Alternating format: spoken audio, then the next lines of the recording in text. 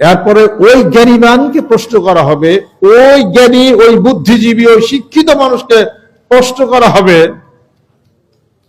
যে তোমার ক্ষমতা ছিল, তোমার যোগ্যতা ছিল, তুমি কেন তোমার জ্ঞান এলেম না বাড়িতে বসাছিলে, তুমি বসাছিলে?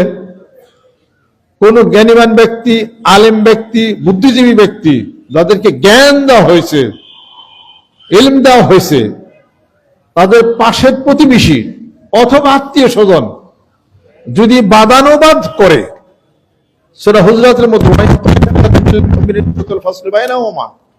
বাদানুবাদ হয়, মলমালিন্য হয়, তর্ক বিতর্ক হয়, কাজে ঝগড়া হয়, তাহলে ওই ব্যক্তিকে প্রশ্ন করবেন তুমি কেন দুজনের মধ্যে সমাধান করার জন্য আগে যাও নাই?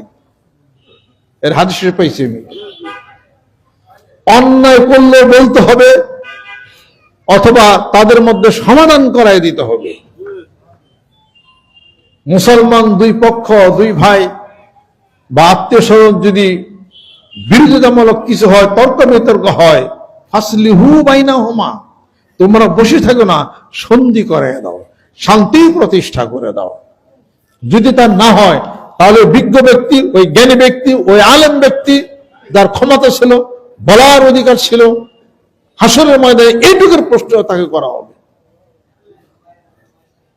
আপনি যদি মনে করেন যে আমার ভেজালে যাওয়ার দরকার নেই, ব্যক্তি বেশি তো ভালো আছি, ভালো নাই, মৃত্যুর পরে ধরা হবে, আপনি ভালো নাই, আমি ভালো নাই, এটা কিন্তু পুঙ্খানুপুঙ্খের হিসাব কিন্তু ধরা হবে। এটা